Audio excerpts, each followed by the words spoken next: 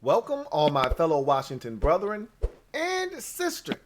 I am your man and resident Washington football team fan, Lou. Thank you for joining me here on the Washington Football Report Training Camp Confidential. It's August the 4th, and I'm going to tell you a couple of things that I am definitive about after hearing more about some performances at camp, listening to Ron speak and putting the two together. So we're going to get into what observations were made from those at camp, coupled with words spoken from Ron and players. And I want to talk about first some of the guys that were at practice and not participating. So we start with Sammy Reyes. We talked about the knee injury he sustained yesterday. Well, he didn't practice today. He was at practice, but in street clothes, did not participate. That was expected. They're going to take it slow with him. I already told you, it's still early. I don't think this is going to be one of those situations where they just shelve him for the entire, year already. But if something like this crops up a little bit later on in the preseason, whether it's the second or the third game or it's a practice late in camp, I could easily see them deciding to put this guy on IR and just moving on with the tight ends that they have on the roster already that are fighting for positional, for spots on the roster, I should say. And really, the only position that's up for grabs at the tight end position at this current juncture is the third tight end spot, which Reyes would be in the running for, but he needs to be healthy to compete for it. But that said, he was not at practice in terms of a participating capacity. Matt Ioannidis was back. We talked about him being activated off of the COVID-19 list. However, he did not participate in practice today in team drills. So something to keep an eye on. They're bringing him along slowly. They're not going to rush him back. So Ron he was very brief on that. Didn't really want to add to that conversation, but he was just essentially saying, yeah, we're bringing him along slow, and that was that. So not going to read too much into that. Ioannidis was out there, but he did not participate in any team drills, and then ultimately went back inside for some reason. Ron didn't feel like explaining, and nor should he. It's not a big deal. If it's not a big deal to Ron, then it's not a big deal to me. So James Smith-Williams getting reps with the first team defensive unit. And I talked about this guy yesterday as someone that was clearly the third defensive end on the depth chart in terms of behind the two starters. And I said he is separating himself from the rest of the group and really making himself into the guy that's going to replace Ryan Kerrigan as that first guy off the bench at the defensive end position. And Ron pretty much said, yeah, that's what we're grooming him to be. He's the guy that we want to come in and have an impact because we want to keep these guys fresh. We want to be rotating these guys in and out, and we need him to step up. He's replacing a guy that was a big-time veteran for us, some big shoes to fill, but we like the way that he's performing. And so James Smith-Williams is a guy that they're high on. He's performed well in camp to this point. They like what they saw last year, and he's continuing to build off of that. So we'll see what happens with him, but he's continuing to have a very strong camp. Samuel Cosmi is a guy that has been a topic of much discussion amongst Washington fans. Obviously, a second-round pick, so that's going to garner a number of discussions in and of itself. But the fact that this guy potentially could be a day one starter for this team has really ramped up that conversation. Camp has been really a mixed bag for Samuel Cosmi. Obviously, this is a guy that has all the tools necessary to be a starter in this league. When he was drafted, the assumption was he's going to be the left tackle. Well, they ended up signing Charles Leno. He goes to the right side because they released Morgan Moses. And now you thought, okay, Charles Leno, left side, maybe Cornelius Lucas to start on the right side, and Samuel Cosmi will slowly make his way into the starting lineup. I'm telling you guys right now, he is going to start if he does not throw up all over himself in the preseason. They are grooming him to start week 1. Cornelius Lucas, having, COVID contact tracing and in close proximity to someone with COVID or having it himself, whatever the case may be, him ending up on the COVID-19 list to start camp was the worst thing that could have happened to him if he planned on starting, because what he essentially did was gave Samuel Cosmi an opportunity that he should not have been given this early in camp, which was to run with the ones exclusively and to get all the reps in practice that, would not have been afforded to him had Cornelius Lucas been out there when camp got underway. Now that Samuel Cosmi has got his foot into the door, is getting those reps, has got invaluable experience, I think Ron has seen enough to feel like this guy could start. Ron essentially said, yeah, he's got a really good chance to start if he proves himself in the preseason. So Cosmi is continuing to grow. He's getting better each and every single day. The more reps that he takes, the more opportunities he's given, the more he sees, the more likely it is he'll be able to adapt and adjust in these games, play well enough that the coaching staff wants to get this Samuel Cosmi experiment into practice in live games sooner rather than later. And so I think he's going to get the nod in the first preseason game. If that goes well, I think he gets the nod in the second preseason game.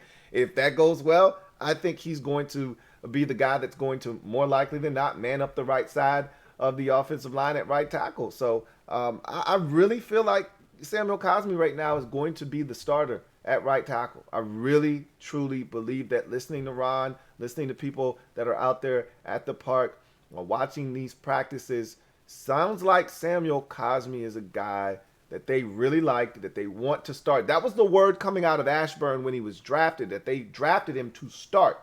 And I think the move to move on from Morgan Moses was somewhat indicative of that mindset of wanting him to play. But it's one thing to want him to play. It's another thing to actually put him out there and let him go. And I think Cornelius Lucas, starting the camp session on the COVID list, gave them the opportunity to put him in there, and Samuel Cosmi is taking advantage of it.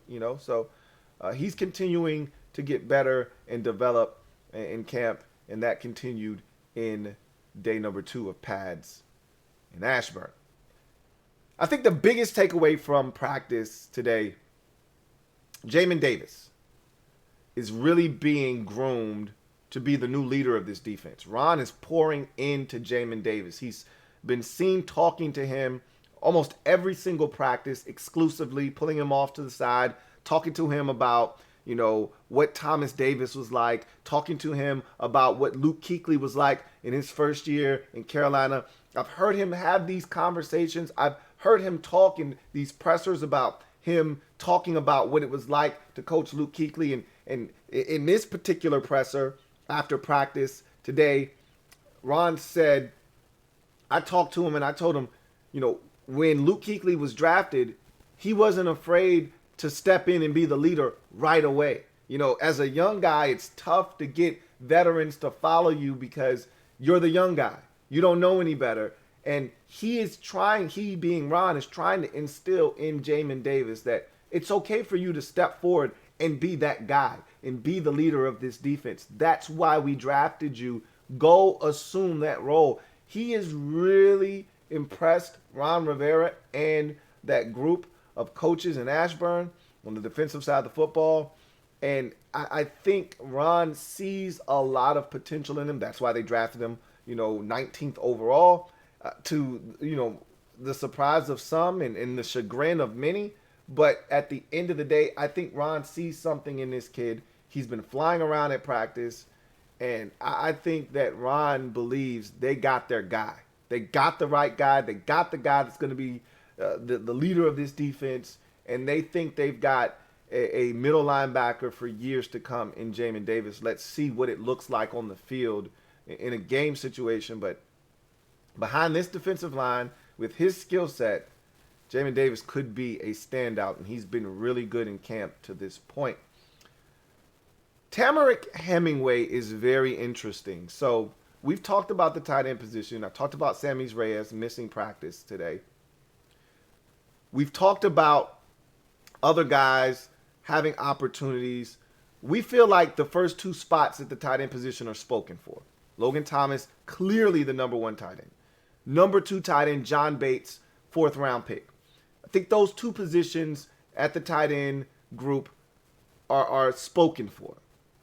That third position at tight end, TE3, we've talked about well before camp got underway, is being one of those positional battles that we will watch at camp. Well, Reyes has gotten injured, so he's been put on pause for now. He's on ice, which is going to give other guys opportunities.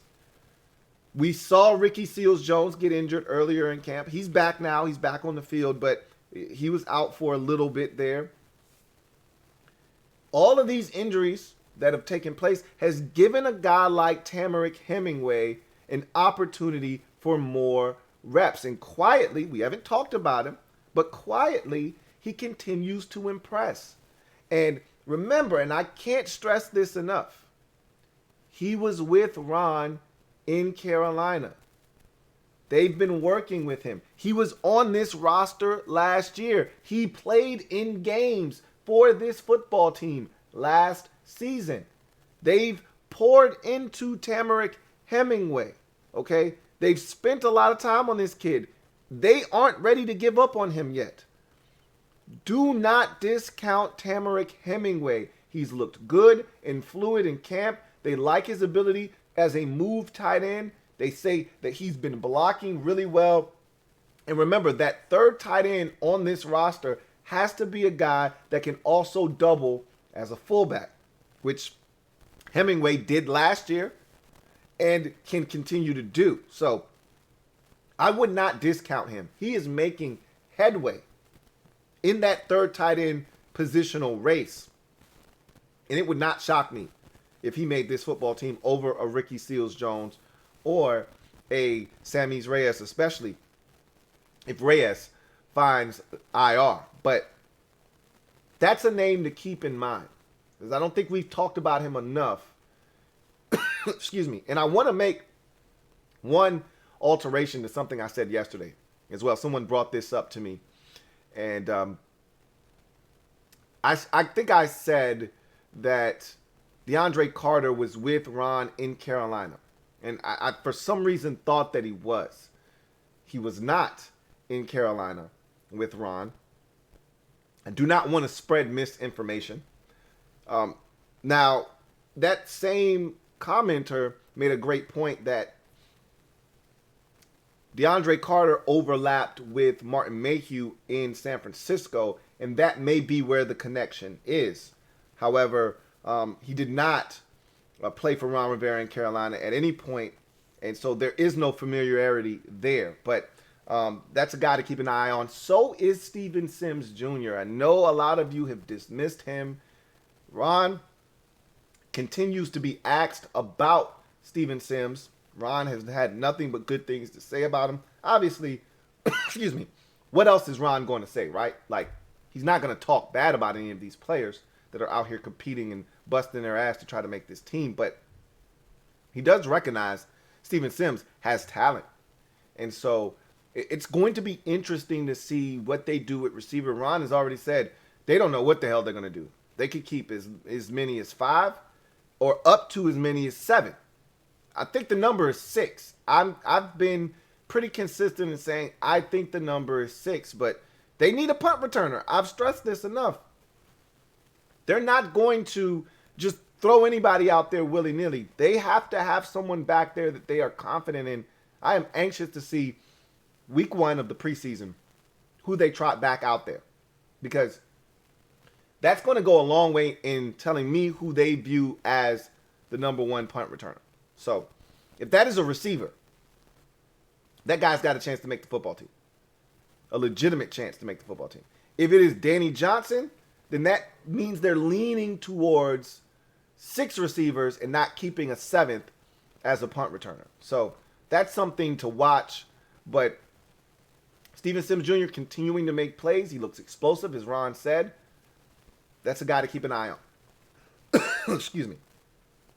Antonio Gibson seems to be completely healthy from the toe injury that he sustained last season. If you recall, versus the Steelers, missed the game against the Seahawks late in the season, dealt with that turf toe the remainder of the year, elected not to have surgery, came into OTAs, still was feeling some lingering effects from it, seems to be 100% healthy now, hasn't missed any practice time, making all the cuts and all the things you need to see out of a guy that has had a toe injury. So he looks to be full go and has looked good in practice to this point, and looked good in practice, excuse me, on Wednesday.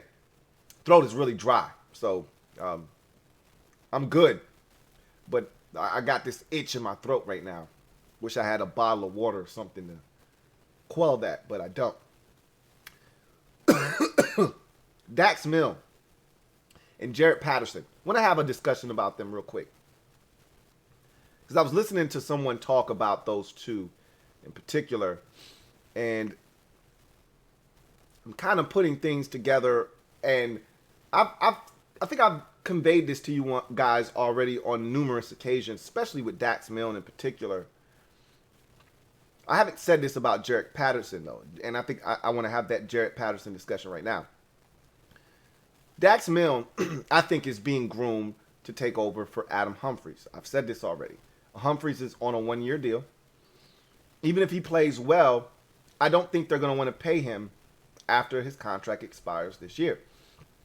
You have a younger, cheaper option in Dax Milne, who I think they're grooming to take his spot next year. They're going to work with him on the practice squad, and he'll be ready to make this roster next year.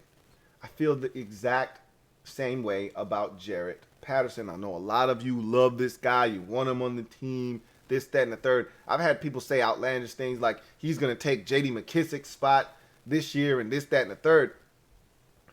You may be right about him taking J.D. McKissick's spot on this roster. It just won't be in 2021. But I think they're grooming Jarrett Patterson to take J.D. McKissick's spot next year, because much like Adam Humphries, J.D. McKissick is on the last year of a 2-year deal he signed last year. So this is the last year of his contract. I don't think they want to re-sign him when they have a guy that can do everything that he can do. They believe that's a younger, cheaper option. Again, when you're trying to re-sign Cole Holcomb, Terry McLaurin, Daron Payne, and all these guys that are going to be up for new deals next year, you can't be bullshitting around with J.D. McKissick and trying to pay him money, and and Adam Humphries, pay him some money. You have to cut corners somewhere so that you can pay all of these guys and be in a position to pay these big money players that are going to command these massive deals. One of the ways to do that is to be preparing for the future now. Excuse me. And that's what I think they're doing with both Milne and Patterson. I don't think those guys are going to make the team. Again, there's a lot of football to be played this offseason, in the preseason. So I don't want to discount any of them and definitively say that they're not making the football team. Because anything could happen. You know, injuries happen, performances are through the roof. They change minds. But if this thing goes the way, and I told you, J.D. McKissick is making this football team. For those of you out there that still have this crazy notion that J.D. McKissick somehow, excuse me, isn't making this team, sadly mistaken. It's Antonio Gibson and J.D. McKissick, and then take 4 steps, and then you get to the next back on the roster. That said, I think both of those guys, Milne as a 7th rounder and Patterson as an undrafted rookie, are both being groomed to take spots on this roster next year. Not this year, but we will see. Finally, I just want to throw this out there before we get out of here. Jordan Kuznick is a linebacker on this team. We haven't talked about him. He was here last year. He's continuing to develop. I think they like this kid, and he's been making some plays in camp. I want to see what he does in the preseason. He's number 59. Somebody worth watching. We talked about the lack of depth on this roster at linebacker, and I don't know if they're going to keep more than 6. I think 6 is the magic number at the linebacker position. Essentially 2 for each position. 2 Wills, 2 Mikes, 2 Sams. But it's not that cut and dry. You know, all these guys should be able to play multiple linebacker positions. Not everybody can play inside, but if you can play weak, you should be able to play strong. They want these guys to be interchangeable, this, that, and the other. We know about 6 guys that I think we are going to make the roster. I've given you the 6 guys that I think are going to ultimately make up the linebacker position for Washington. Obviously, John Bostic, Jamin Davis, Cole Holcomb, Khaleke Hudson. You've got David Mayo, and you've got Jared Norris. Those are the 6 that I think are going to make the football team. However, don't discount Jordan Kuznick. I don't think he's going to make the football team, but I wouldn't rule him out either. They like him. He's been around. I want to see what he does in the preseason. That may tell the story ultimately. David Mayo feels like a lock, but I'm not willing to throw away the key. So, just wanted to throw that out there as a little bit of, training camp fodder. We'll see if anything comes of it. But that's August 4th, Training Camp Confidential. We'll be back to break down the 3rd day of padded practices out at Ashburn, August 5th.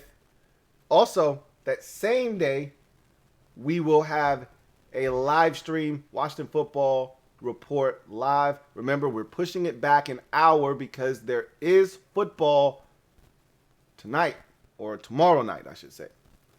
There is football Thursday night. Cowboys, Steelers, Hall of Fame game. It's going to be trash, as it always is. Dak Prescott and Amari Cooper aren't even making the trip. It's going to be awful. Ben Roethlisberger probably won't see the field. Probably be Dwayne Haskins, which, if you're a Washington fan, may be of some interest to you. Either way, I'll respect that for what it is. Give them an hour and a half to get through the first half of action, and then we'll jump on live at 9:30 on Thursday night. So be on the lookout for that as well. Remember, I am a Washington fan, etched in burgundy and gold. My Washington spirit will never die. Washington spirit will never fold until we meet again. Hail to our beloved Washington football team. Thank you guys for joining me. Looking forward to talking to you guys about camp and some of the things that you've heard, maybe some of the things you saw if you were out at Richmond, and looking forward to chopping it up and getting to the nitty-gritty of the Washington football team, and as the excitement continues to build for this football team in the upcoming season. Get off the bench, get in the game, and kick it with me, your man Louie Tee. Until next time, I'm your man Louie Tee, signing off. Remember, leave a comment in the comment section of this video talking about camp and things that you may have heard or seen. And also, make sure that you subscribe to the Louie Tee Network for more great content. Turn on your notification bell so you don't miss a thing. And also, make sure you hit that like button, as it helps this channel grow exponentially. Until next time, you guys, have a good one. LouieTeeNetwork.